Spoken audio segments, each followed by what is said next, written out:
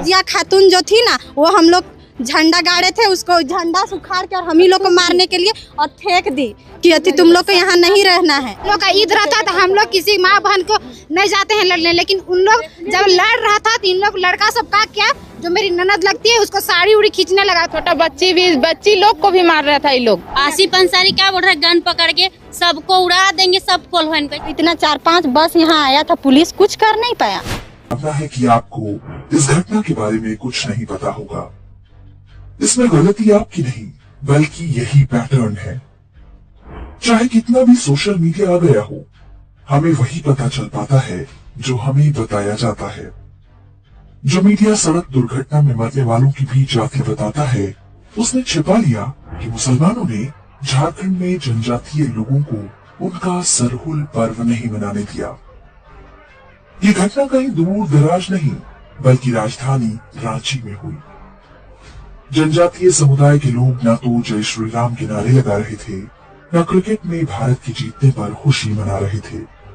फिर भी उन पर पथराव हुआ। महिलाओं को दौड़ा दौड़ा कर लाठी डंडों से पीटा गया। सरहुल जनजातीय समाज के सबसे बड़े उत्सवों में से एक है। ये चैत्र मास के शुक्ल पक्ष की तृतीया को मनाया जाता है। इस अवसर पर जनजातीय समुदाय के लोग धर्मेश के रूप में सिंहबोगा अर्थात सूर्य देवता की पूजा करते हैं। ये एक परंपरा है जिसमें नई उपज के लिए सूर्य को धन्यवाद कहा जाता है। साथ ही अच्छी बरसात के लिए सूर्य से प्रार्थना की जाती है। हजारों वर्ष से ये परंपरा चलती आई। जनजातीय लोग हमेशा से जानते थे कि सूर्य ही जीवन दाता है। सूर्य धरती का चक्कर नहीं लगाता बल्कि धरती ही सूर्य के चारों ओर घूमती है। उसी से ऋतुएं बदलती हैं और दिन रात होता है। जनजातीय ही नहीं, भारत के सभी सामाजिक समूहों के लिए ये सारा ज्ञान सामान्य बात है। सबकी जड़ें और ज्ञान का स्रोत एक ही है। मूल रूप से सब एक ही हैं। जब मुसलमान और ईसाई आक्रमणकारी आए तो भारत में उनका कड़ा प्रतिरोध हुआ। हर समुदाय ने युद्ध लड़े और बलिदान दिए। वे समझ गए कि भारत की एकता को तोड़ना आवश्यक है। वामपंथियों के साथ मिलकर उन्होंने आर्यों के आक्रमण का झूठ फैलाया और कहना आरंभ किया कि आदिवासी हिंदू नहीं होते। भारत के हजारों वर्ष के इतिहास में कभी ये महत्वपूर्ण नहीं रहा कि किसी समुदाय की धार्मिक पहचान क्या है। किसी ने कभी नहीं कहा कि अमुक समुदाय हिंदू है या नहीं। इतना ही पर्याप्त था कि सबके देवी देवता, मूल अवधारणाएं और परंपराएं समान हैं।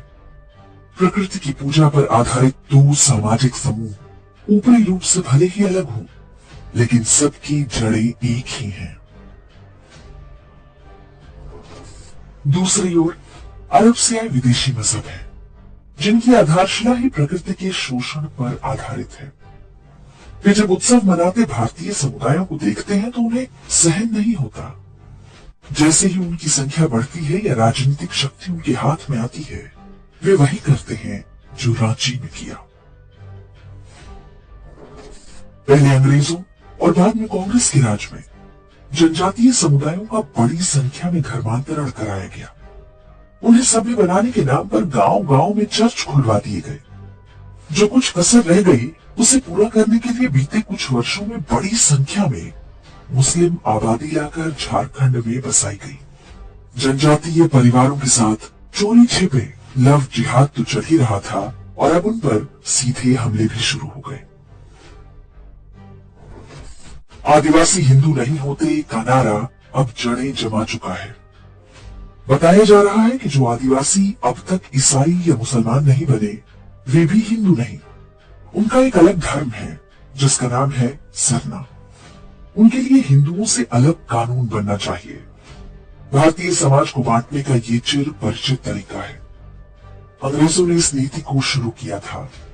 अब काले अंग्रेज उस पर चल रहे हैं। वे जानते हैं कि कोई समुदाय जब एक बार अपनी मुख्य धारा से काट दिया जाता है तो उसे शिकार बनाना आसान हो जाता है। सरहुल कोई अपवाद नहीं। जनजातीय समुदाय का एक अन्य प्रमुख पर्व कर्मा पूजा भी अब्राहमिक मजहबों के निशाने पर है। कर्मा पूजा भारतीय पंचांग के अनुसार भाद्रपद माह के शुक्ल पक्ष की एकादशी को मनाया जाता है। ये भाई दूज की तरह का पर्व है।